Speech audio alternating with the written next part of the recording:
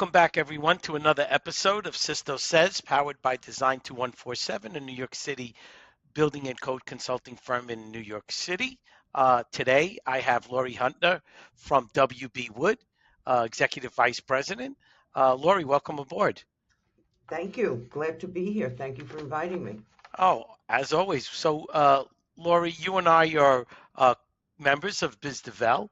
Um, Always a pleasure to have you here, but always a pleasure to see you a couple of times a month. Uh, and we've been talking about you coming on the show for a long time. And our running joke always was, well, I sell furniture. What does that have to do with New York City code and zoning? And it has a lot to do with it, because what you sell and how you sell it dictates our market. So I invited you today, first of all, one, to talk a little bit about what the market is here in New York City, but also, our relationship grew by meeting at BizDevel and believing in the power of people. So I always feel that's a strong point, but you don't just wake up and say, I'm going to go to a huge city and start selling furniture to, offices and education and healthcare. So tell the audience a little bit about how you got here and where you are today. Okay. So I started in the industry and at WB Wood 45 years ago, believe it or Oh, not. God bless. Yes. And the way I was always in a sales, I always loved sales. And I've always loved people. And I've always loved helping people.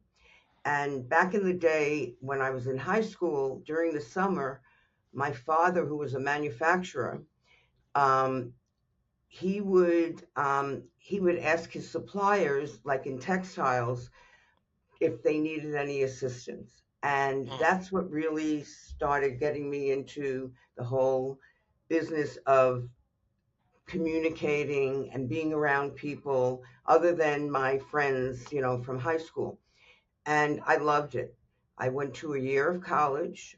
And then what happened was I realized I woke up, like you said, one day, and I said, I don't need to finish college. I know what I want to do. I right. want to be in sales. And you know what, that And it's you bring that up, but having done over 100 shows, there's a lot of that.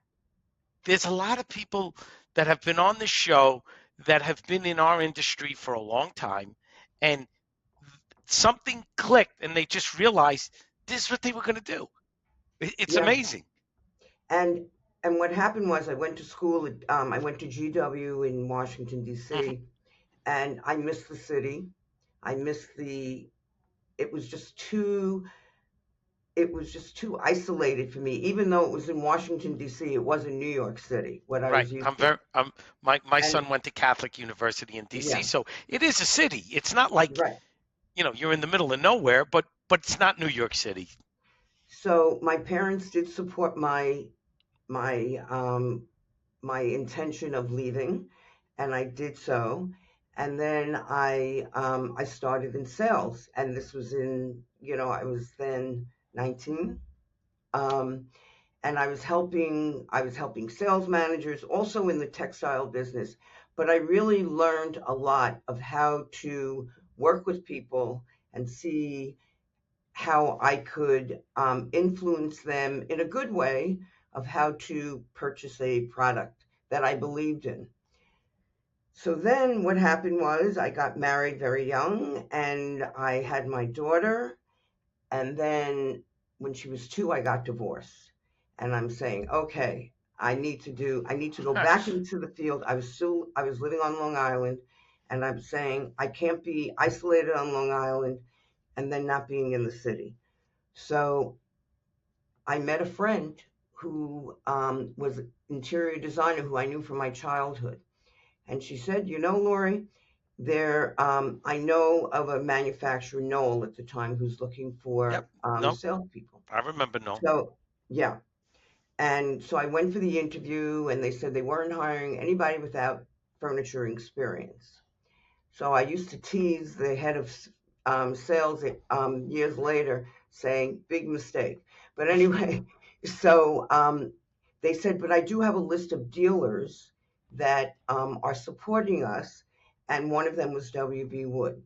So just so everybody knows what a dealer does, we're the servicing entity of the design and real estate design and construction when it comes to purchasing furniture for the clients, maintaining the furniture, help specifying the furniture for with the architects and the designers, and making sure that we work in tangent with the general contractors so that the project is delivered on time. Got it. And so, based on that, I started at WB Wood. They hired me right away, and then I built, and I loved it because it was ticking off all the boxes of what I love to do: sell, help people, Right. and help people, and then of course seeing the results, seeing reaching a goal every time. And patience is a big virtue in this industry because Of it took course. quite a while to really for me to get going, and it took me Here about you two are. years. Yeah. 2 years. 4.5 decades later, Right. we're hitting off we're hitting our Right. fourth decade pretty soon. And it's amazing how time flies and how many amazing people we've met in our career Right. that continue to support us decades and decades later. You, so could you just elaborate a little bit more about that you don't just sell furniture, being a dealership? What is that really? You hit on a couple of points, but for the audience who may not be familiar with, Right. oh, well, Laurie's a furniture salesperson. No, I don't really think No. that's what you do. So Yeah. so tell us a little bit about that, and then we can get a little bit into the market. Okay. So what a dealership does, we're a service provider. Okay. And what does that mean? So a client is decides they're going to move and they're going to have a new location. They hire an architect. They may Mhm. have an owner's rep to Correct. help them. But then we come in as far as the furniture. And what does that mean? We help develop budgets for the project. We schedule um, we schedule tours for the clients so they can go look at different furniture options.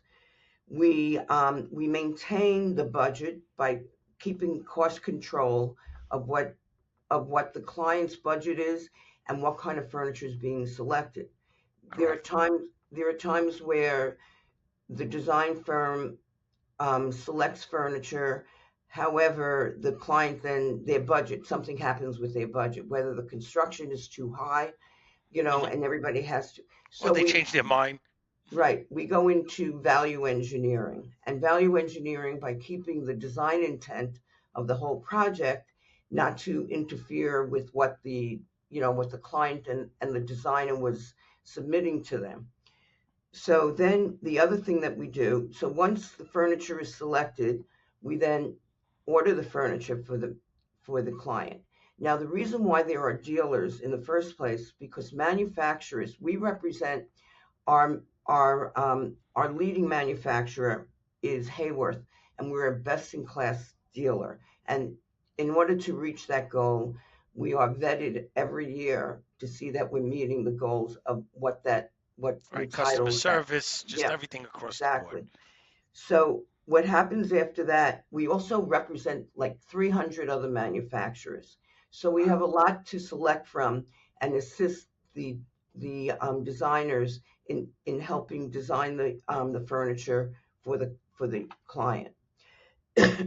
Then what happens is that once the furniture, so getting back to why they use dealers, because the manufacturers cannot work Handle it. directly. Right. It's just like a car dealership. You're not going to go to the Ford factory. They're not going to sell you a car directly. You're going to go to a dealership, and the Correct. dealership is going to not only help you with the purchase of the car, But but they're maintain it, also going to service it. service the car. Right. All Got it. right. That's a great example. Yeah. That's a great example. Yeah. So that so there's this manufacturer who's making it. They hand out dealerships. You guys, your team, You go ahead, you work with the client, you get the budgets, you understand. They say we're going to spend a $500,000 in furniture. Then they change their mind. They want $2 million worth of furniture, but they still want to spend 500,000. So you help them budget all these things. So we'll do an example.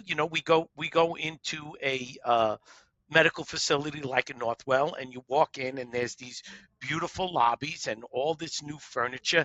And a few years later, that furniture gets taken out, and they buy new furniture. Your team, with the interior designer, with the owner's rep, maybe with the client directly, you help them reface, rebudget, start from scratch, maybe replace some pieces, but so there's a lot of interaction with interior designers and architects, Right. obviously, and the And owners. even with Sisto, even with their existing furniture, we provide refinishing Of and course, also, cleaning. So a lot of times, that comes into play if they can't afford it in, sure. the budget for the quarter or for the year. So we'll help them do that also. And then So the other so it's a thing is, variety of services, not just buying some right. furniture and delivering it. Yeah, and what do they do with their existing furniture that they don't want anymore? So we Right. work with liquidators who can come in and assist them to see whether or not they It's worth can it. sell it or if they can just help them remove it from the facility without having to pay for it. Well, that's a big deal. Right, So so we so we fast forward to where we are now, right, Laurie? So one of the main reasons I asked you to come on the show is because a lot of people are tired of hearing about COVID, right? Well, what's the city done? What's different? Oh, they're going to turn the switch on. Everybody's going to come back. No, they're not coming back. Yes, they're back. No, they're not back. We hear all of this at every one of our biz devel meetings, right? And yet, each person that's on biz devel has a different take on it. But I, right, I felt it was important that we weren't getting the same opinion from the architects and the contractors and the owner's rep. They have their own tunes that they've been singing. But on your end, what people buy tells us a lot about what's happening, right?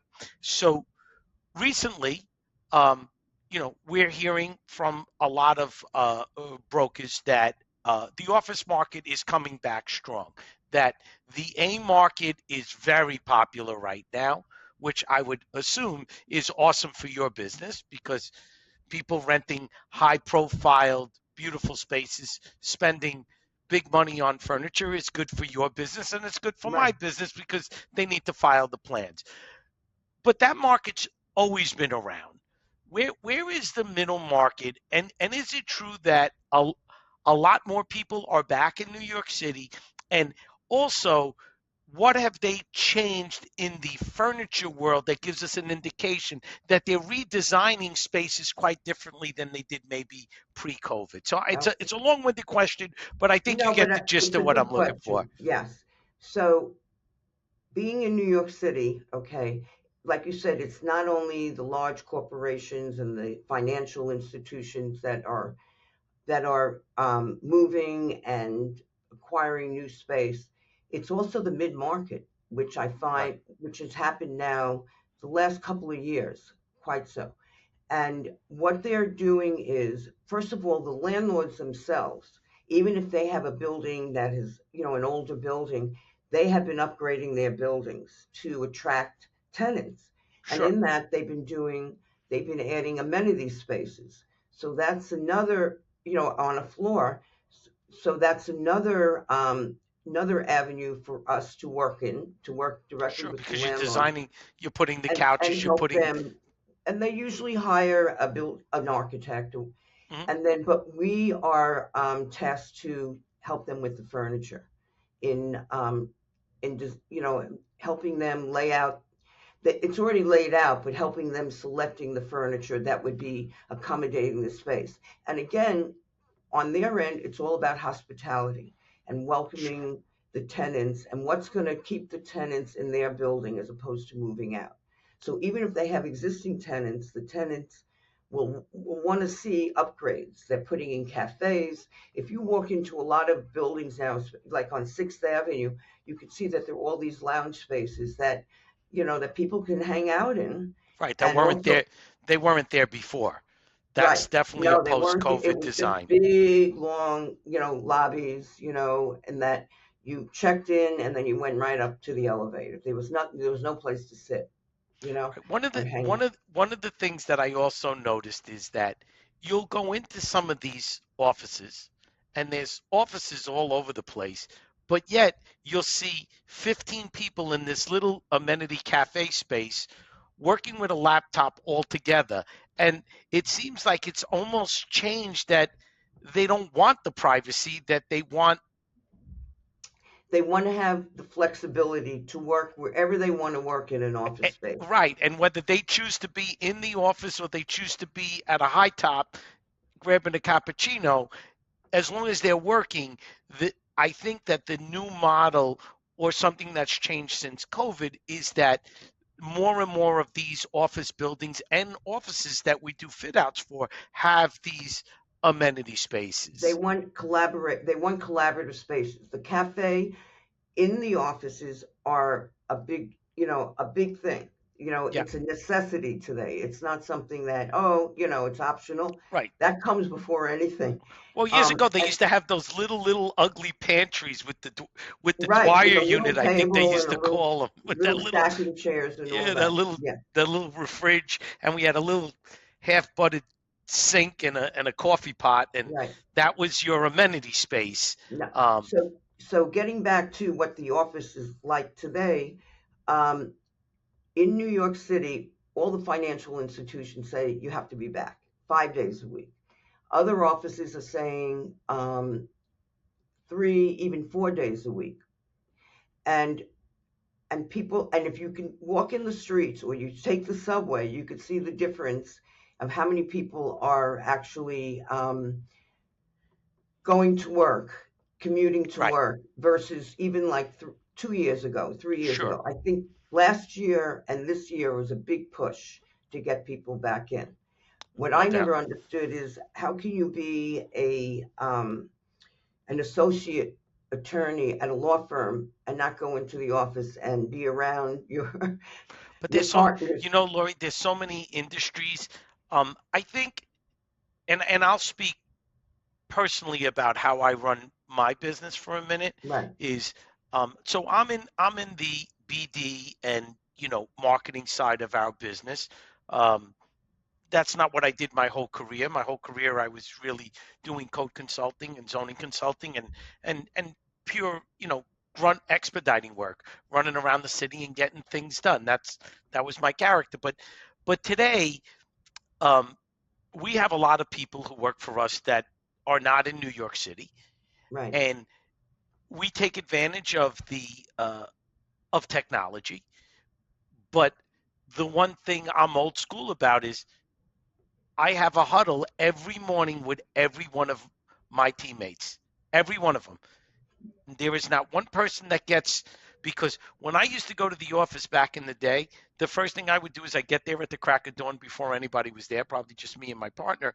And then when people came in, I would go up to the next level, to the next floor, and I would say good morning to everybody who works for me. It was important for me to have yes, that connection. yes, And that is the piece that I miss. So the only way for me to get that is to do it online. But we have a huddle every morning. How was your night? How's your day? What are we working on today? How can we do this? And today, to me, it's like a big deal when clients say, I'll meet you at a job site.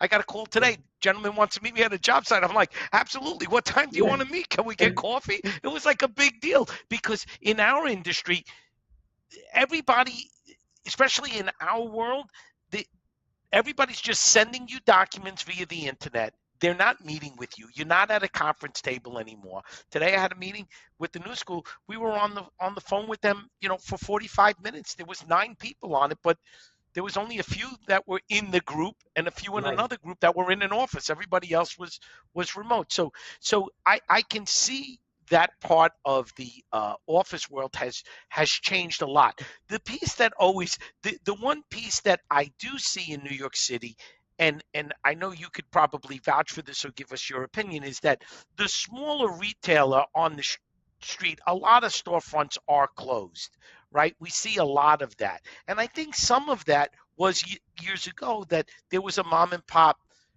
little cafe or a mom and pop deli who sold coffee and made some Right. sandwiches.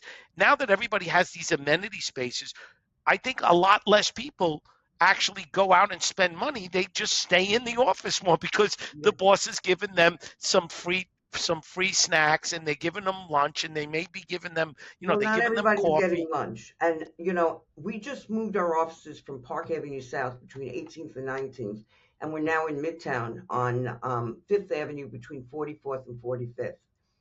And I noticed at lunchtime, before the snow this week, but everybody was out.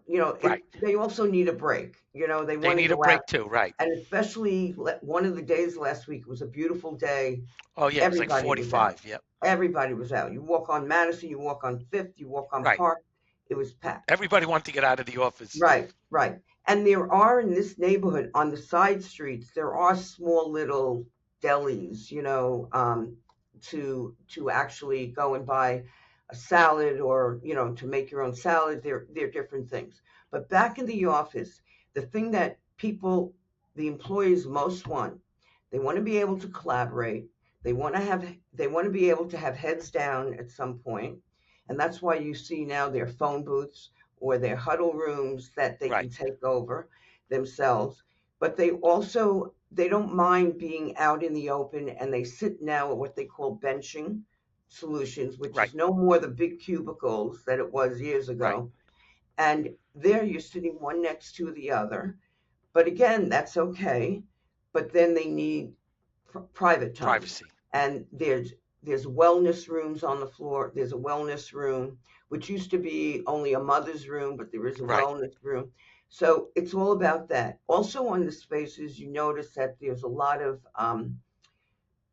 plants around, that natural plants that people Right. want to have that, first of all, it's good for the environment, the Right. oxygen that And you're they breathing don't in. want it so stark and cold as it used Right, to be. So right, corporate. They want it to be warmer, more comfortable, feeling right. So I've asked some of my clients, I said, what do you do are you doing what they call assigned seating, or is it when people come in, that's where they sit? that's a great point. Yeah. And they said, uh, quite a few clients say, if people come in like at least 4 days a week and they're here, they will get an assigned seat. If not, they will have hoteling and they can sit, Right. Our office does the same thing. We set up a bunch of stations.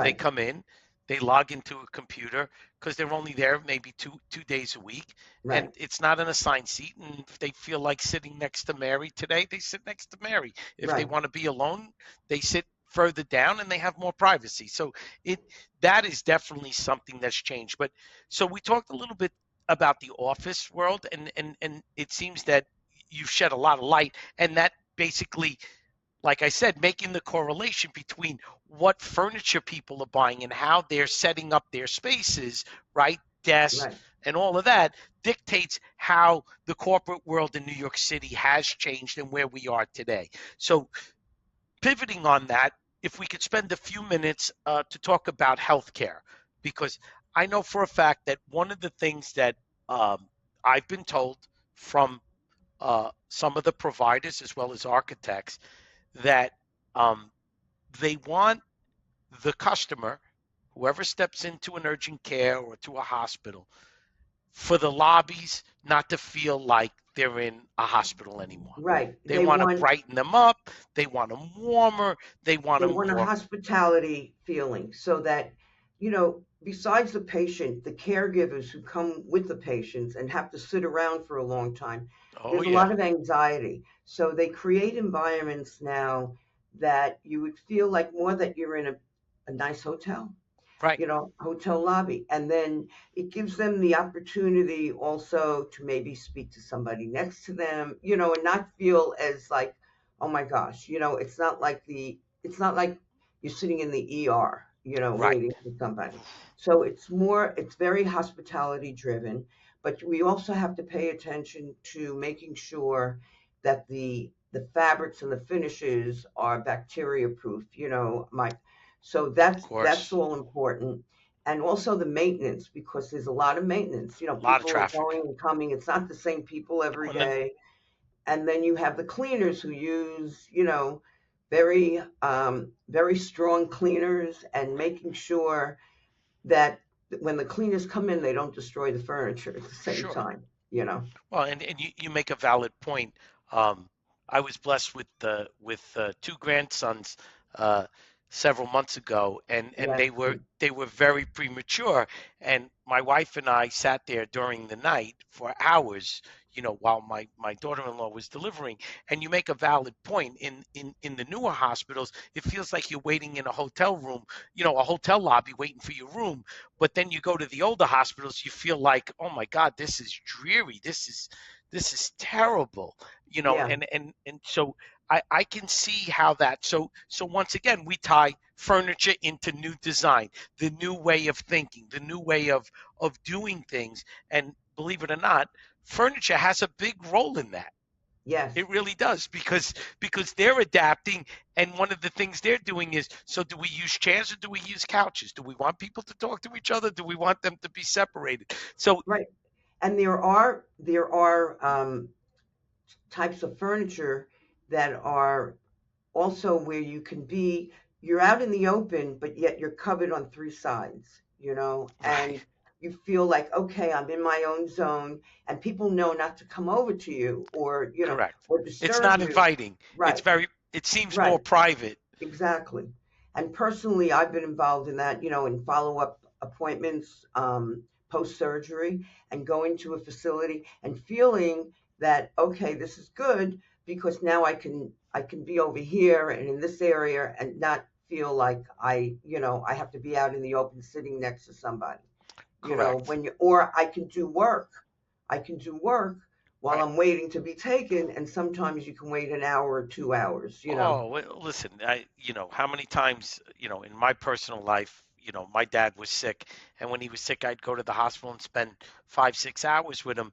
But I was in and out of his room because he'd fall asleep, and then I'd go to the lounge, I'd work a little bit, go Right, back. So clearly, even here in Stamford Hospital, where I live, they rebuilt their hospital. They built a brand new facility about 7 or 8 years ago, and there is a lot more lounges, amenity spaces for the caregivers, not for the patients. The patients right. they And you'll always have, notice, right, but and you'll but that's notice a too, big change that they've given actual square footage that's so valuable to the caregiver. right, and you'll also notice that there's technology also in the furniture itself, so you can plug in, and Correct. you And you're don't have not to worry about your battery right, running down or right, whatever, and you scrambling have your around. laptop with you. So it really is very conducive. It really takes the anxiety and on the caregiver or the patient waiting to be taken. If you're in a doctor, medical facility where you have an appointment, that you're not just stuck there and you just can't do Right. anything about it. And trust me, everybody has waited a long Of time for an course. appointment. Yeah, yeah. Of course.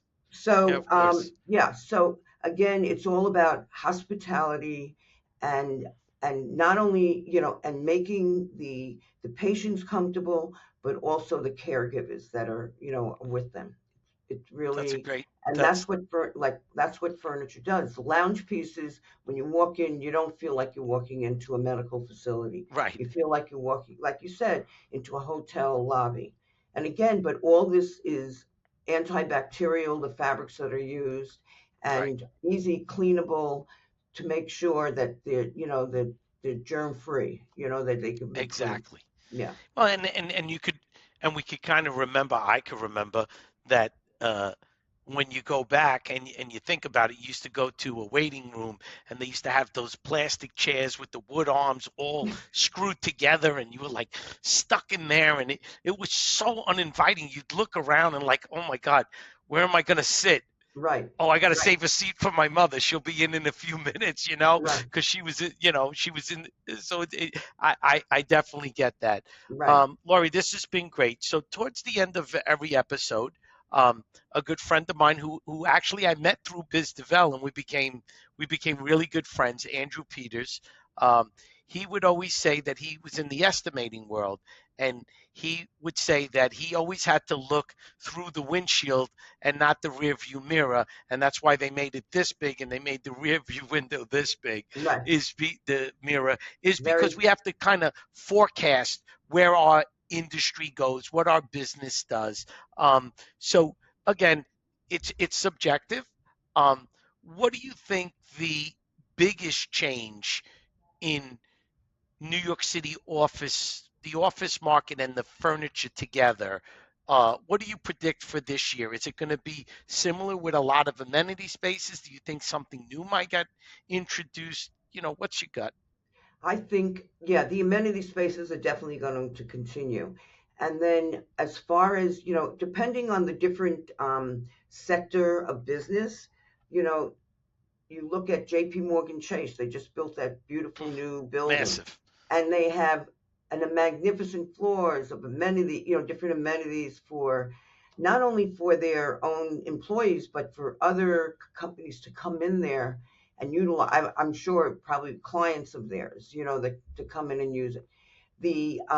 But it gives people choices. People want choices. They don't want to be stuck at a desk, all day long. They want to be able to perhaps walk around, take, within the facility itself. And then what I'm seeing now is that even the smaller mid-size are are taking out space, taking space that will lead it to more to have the cafes inside, Right. and and the whole idea is that even though you might be sitting at a bench, you can get up from that bench and go into a phone booth where you have privacy. You can make a call, whether you're going to speak to a client or a business associate, or you're going to make a call to your doctor or your mother or your wife. Right. Exactly. You You have could the do it in privacy private. and nobody's listening. Okay, Right. that's really important. So that attracts employees to come back to the office, where Gotcha. where they have the flexibility like they do at home, except they're not washing their clothes in the washing machine, Yeah. or Exactly. but they have that flexibility to roam around the space, and not. There are times where it's head down and they have to concentrate. There are other times they have to meet other people, or they're on a Zoom call. And like you said, a lot of the meetings now are on Zoom, but then There's still but at privacy. least with Still but at need some least privacy within your sometimes. office, you have that collaboration too. Yeah. So Yeah. so my biggest takeaway, and we'll lend it with this, is that the phone booth is on its way back. Right. Exactly. Right? And I've noticed them more and more also. Right. But But what's nice of these phone booths, just one thing, they have air circulating. right, not like the You can regulate the lighting so you can look good exactly. on It's more camera. like an enclosed small workspace than it is a Right, phone booth. exactly. But it's funny Exactly. to think that here we are, years and years later, you can't find a payphone, but now we're gonna find, a small private little workspace that's almost like a phone booth, but it's called a workspace. But Well, thank uh, goodness we can't find a phone booth. I remember those phone booths, and I remember yeah, being on the subway. And I said, yeah. how did I ever pick up a phone on the subway station and make the Oh, me call? too. Back in the day, we had beepers. Our clients would beep us, and we'd have to go to that payphone at the building department. That there was 1,000 people use that same phone every day. That was their office phone for some of Right, them. It was crazy. And then you have to carry the change around. But right.